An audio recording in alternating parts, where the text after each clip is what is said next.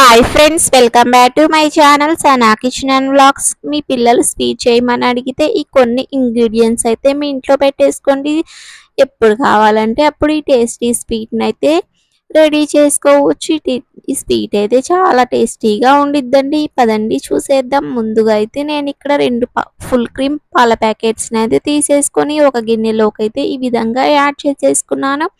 ఇదైతే స్టవ్ మీద పెట్టేసుకొని ఒక పొంగు వచ్చేదాకా అయితే మరిగించుకోండి. ఇప్పుడైతే నేను ఇక్కడ చైనా గ్రాస్ గడ్డి అండ్ కస్టర్డ్ పౌడర్ని అయితే తీసేసుకున్నాను. ఈ రెండింటితో అయితే చాలా టేస్టీగా అయితే స్వీట్ని అయితే ప్రిపేర్ చేద్దాం. ముందుగా అయితే నేను ఇక్కడ 2 ప్యాకెట్లు చైనా గ్రాస్ గడ్డిని అయితే తీసేసుకున్నాను. ఈ విధంగా అయితే చిన్న చిన్న ముక్కలుగా అయితే కట్ చేసుకొని అయితే తీసేసుకోండి.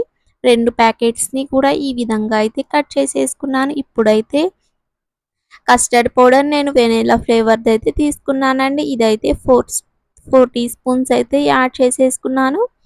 ఈ విధంగా యాడ్ చేసుకొని కొంచెం వాటర్ వేసేసుకొని ఉండలు లేకుండా మొత్తం అయితే బాగా కలిపేసుకోండి. ఈ విధంగా కలిపేసుకున్న తర్వాత ఇప్పుడైతే బాగా మరిగిపోయిన పాలల్లోకి అయితే ఇలా చిన్న కప్తో 2 కప్స్ అయితే షుగర్ యాడ్ చేసుకోండి. ఒకసారి బాగా కలిపేసుకొని షుగర్ అంతా మెల్ట్ అయిపోయిన తర్వాత మనం ముందుగా కలిపి ఉంచుకున్న కస్టర్డ్ పౌడర్ని అయితే మొత్తం యాడ్ చేసుకొని లో ఫ్లేమ్ మీద కొంచెం సేపు అయితే ఒక 15 మినిట్స్ అయితే బాగా దగ్గరకు వచ్చేదాకా ఉడికించండి.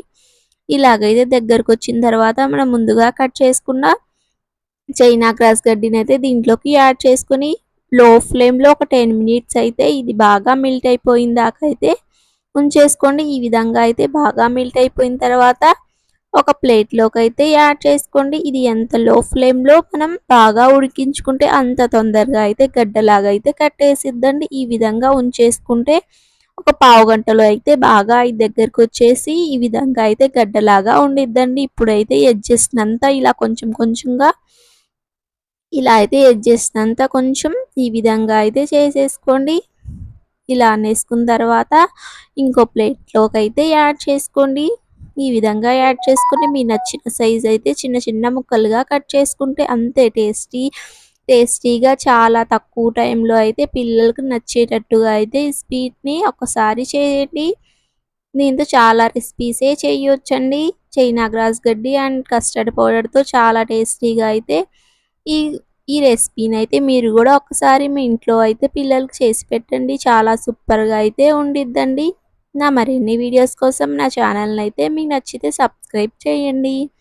ఒక లైక్ అయితే ఇవ్వండి. Bye friends.